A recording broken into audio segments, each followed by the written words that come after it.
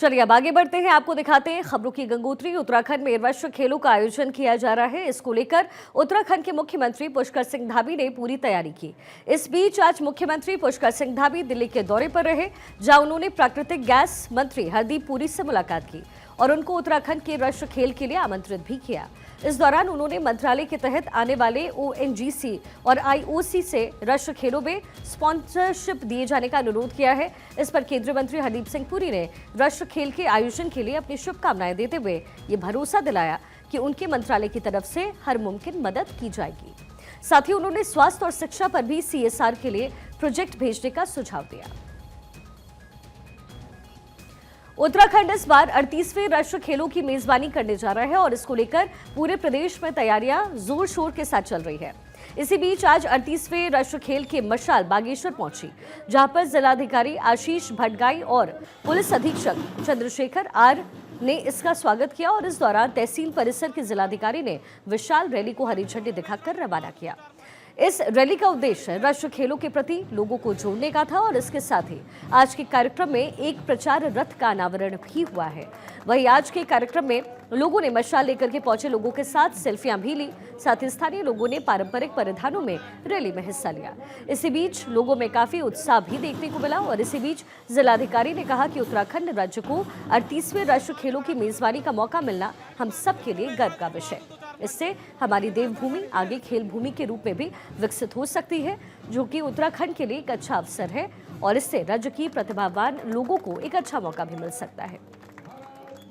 आयोजित किया गया है। जैसा कि हम लोग सभी जानते हैं कि 38वें राष्ट्रीय खेल उत्तराखंड में हो रहे हैं और उत्तराखंड के लिए एक बहुत अच्छा अवसर है कि हमारी जो प्रतिभाएं हैं उनको भी एक ऐसा मंच मिल रहा है, राष्ट्रीय स्तर का मंच मिल रहा है। उसी के क्रम में एक रैली यहाँ पर रखी गई है जिसमें मशाल है, हमारे रिले का कैंटर है, वो भी साथ साथ चल रहा है और जितने भी हमारे स्टूडेंट्स हैं, प्लेयर्स हैं, स्कूल के हमारे पार्टिसिपेंट्स हैं, वो सब भी इसमें पार्टिसिपेट कर रहे हैं, बढ़ चढ़ कर पार्टिसिपेट कर रहे हैं और कल्चरल एक्टिविटीज़ भी इसमें रखी गई हैं, ग्रुप भी उनके साथ साथ में चल रहे हैं। उत्तराखंड में होने वाले निकाय चुनाव से पहले निर्वाचन आयोग ने मतदाताओं को लेकर के इन्फॉर्मेशन दी है। निर्वाचन आयोग के मुताबिक 1 जनवरी 2025 के आधार पर देश भर के लिए भारत निर्वाचन आयोग से जारी की गई नई मतदाता सूची में उत्तराखंड में कुल 84,29,459 मतदाता हैं, जिनमें से 43,64,676 पुरुष हैं, 40,64,488 महिला और 304 थर्ड जेंडर मतदाता शामिल हैं। इसके अलावा प्रदेश में 24 मतदाताओं की जो संख्या है वो है 89,812। इसमें 87,103 पुरुष हैं और 2,709 महिला सर्विस वोटर। साथ ही अपर मुख्य निर्वाचन अधिकारी विजय कुमार जोग दंडे ने यह भी बताया है कि प्रदेश में कुल 11,733 पोलिंग स्टेशन हैं, जिसमें शहरों में 3,462 और गांव के क्षेत्रों में 8,271। निर्वाचन आयोग हर एक साल 1 जनवरी, 1 अप्रैल, 1 जुलाई और 1 अक्टूबर को 18 वर्ष की आयु पूरी करने वाले युवा मतदाताओं को मतदाता की सूची में शामिल करने का अभियान चलाता है। इसके बाद आखिरी सूची का प्रकाशन किया जाता है। आज की तारीख में 84,29,469 मतदाता निर्वाचक नामावली में दर्ज हैं। इसमें जो पुरुष मतदाता हैं वो 43,64,667 और जो महिला मतदाता हैं वो 40,64,600 इस हिसाब से अभी तक दर्ज हुआ है। इसमें जो तृतीय जो थर्ड जेंडर मतदाता हैं वो 304 दर्ज हुआ है। इसमें बताना चाहेंगे कि जो पिछली बार का संक्षिप्त पुनरीक्षण अभियान संपन्न हुआ था 1 जनवरी 2024 की अर्हता तिथि के अनुसार, उस समय निर्वाचक नामावली में 83,37,000 वोटर्स शामिल थे। उसके उपरांत जो अभी का जो हमारा 1 जनवरी 2025 का अभियान हुआ है उसके अनुसार हमारे निर्वाचक नामावली में 91,545 वोटर्स का वृद्धि हुआ है। उत्तराखंड में निकाय चुनाव को लेकर के तैयारियां पूरे जोर शोर के साथ चल रही है। इसी बीच आज अल्मोड़ा में जिलाधिकारी आलोक कुमार पांडे ने तैयारियों का निरीक्षण किया। उन्होंने राजकीय इंटर कॉलेज अल्मोड़ा में बने हुए मतगणना स्थल का निरीक्षण करते हुए जरूरी दिशा निर्देश दिए। इस दौरान जिलाधिकारी ने यहां पर बनाए जाने वाले स्ट्रांग रूम, मतगणना टेबल हॉल समेत दूसरी व्यवस्थाओं की इन्फॉर्मेशन ली और वक्त रहते सभी तैयारियां पूरी करने के आदेश दिए। साथ ही अधिकारियों से आपसी समन्वय बनाते हुए काम को तेजी से करने के आदेश भी दिए।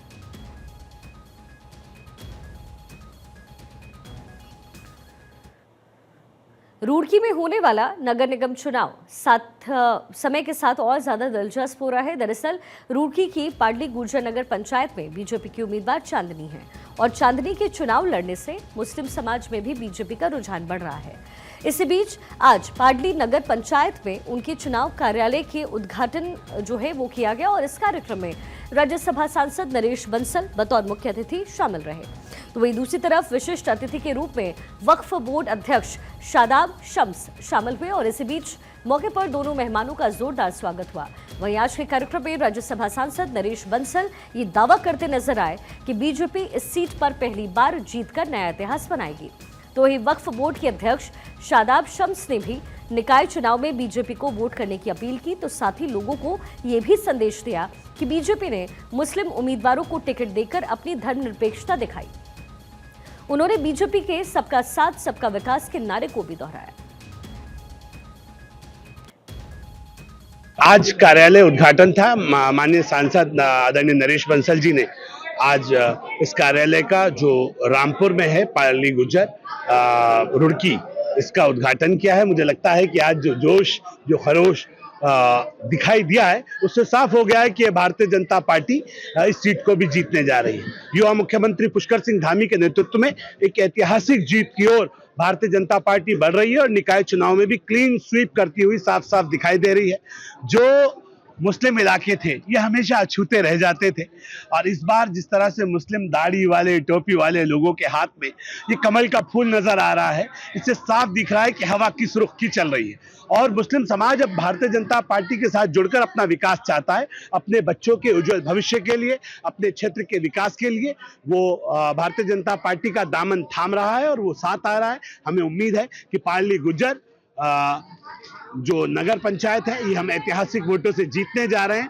अब सिर्फ और सिर्फ विकासवाद की राजनीति होगी। न लड़ेंगे, न लड़ाएंगे, न डरेंगे, न डराएंगे। मोदी जी का श्रेष्ठ भारत बनाएंगे और सब मिलकर कमल के निशान को जिताएंगे। इस बात का मन तमाम इलाका बना चुका है और आज का जो जोश है वो इस बात का गवाह है कि हालात अब कुछ और इशारा कर रहे हैं। अब आने वाला वक्त भारतीय जनता पार्टी का है और अब मुस्लिम समाज भी उसका साथ साथ उसके चल रहा है। क्या मानते हैं? आप सबने देखा है कि किस प्रकार से जनता में उत्साह है और ये बदलते भारत की तस्वीर, ये उत्साह बता रहा है कि यहाँ की जनता ने ये तय कर लिया है कि वो भारतीय जनता पार्टी के साथ है। पाडली गुर्जर में चेयरमैन भारतीय जनता पार्टी का बनेगा, कमल का फूल खिलेगा।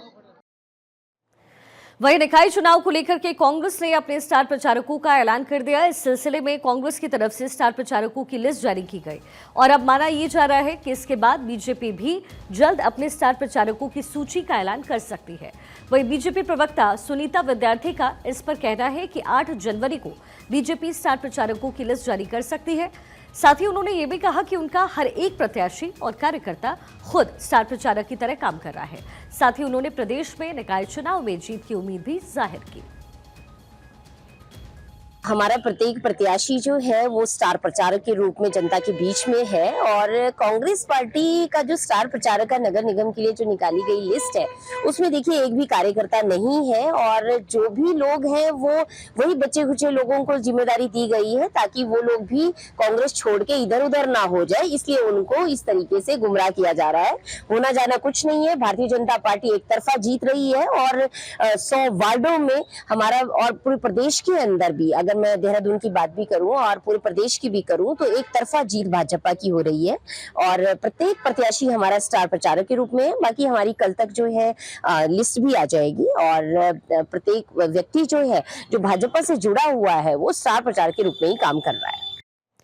इसी बीच निकाय चुनाव को लेकर के कांग्रेस ने भी अपना प्रचार अभियान तेज किया है। चुनाव करीब आने के साथ ही कांग्रेस के उम्मीदवार भी चुनाव प्रचार में जुटे हैं।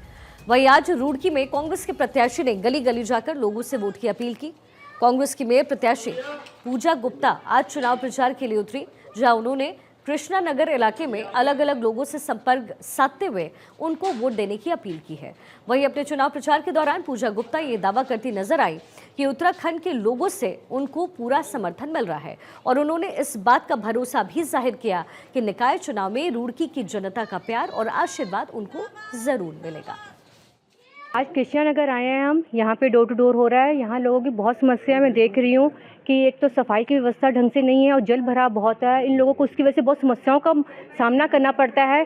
तो अगर मैं मेरे प्रत्याशी जब मेरे सीट पे बैठूंगी, अगर ये लोग मुझे विजय बनाते हैं, इनका प्यार वैसे आशीर्वाद मुझे बहुत मिल रहा है और होगा भी ऐसा ही।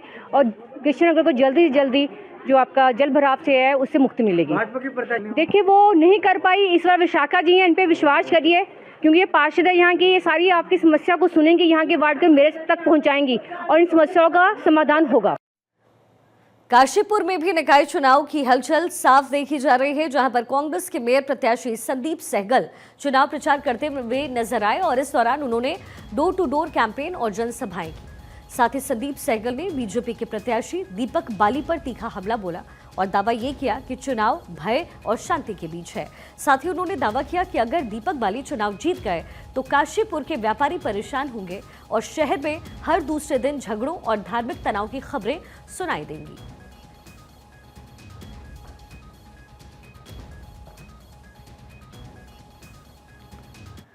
नगर निकाय चुनाव को लेकर कई प्रत्याशी अपना अपना चुनाव कार्यक्रम और कार्यालय भी लगातार खोल रहे हैं। इसी बीच हाल ही में बनी नगर पंचायत ढंढेरा के वार्ड नंबर 1 से सभासद पद की निर्दलीय प्रत्याशी बीना कंडारी ने भी अपने चुनावी कार्यालय का हवन पूजन कर शुभारंभ किया। इस दौरान कई लोग भी इस कार्यक्रम में शामिल हुए। सभासद पद की प्रत्याशी बीना भंडारी ने इलाके की जनता का आभार जताते हुए कहा कि राजनीति में आने का उनका मकसद सिर्फ इतना है कि वो वार्ड की सभासद बनकर इलाके का विकास करें। वहीं इस कार्यक्रम में उन्होंने दोहराया कि अगर वो चुनाव जीतती हैं तो इलाके के विकास के लिए तमाम काम करेंगी।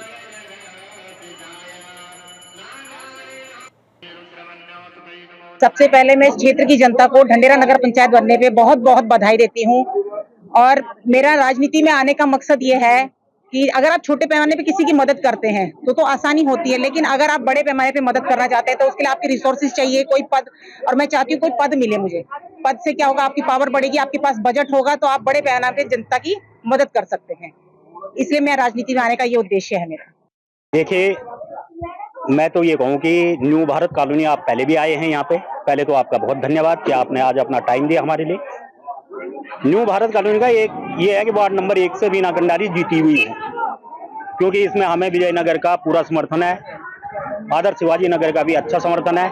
न्यू भारत कॉलोनी उनके साथ है ही, क्योंकि ये हमारे घर के कैंडिडेट हैं और हर कोई ये चाहता है कि इस टाइम हम महिला को पार्षद बनवाएं और यदि वो पार्षद बनती हैं, हमारी बात को आगे रखने के लिए हमारे घर से एक जो है एक अच्छा जोरदार सभासद जिसको बोलते हैं वो आगे हो सकता है।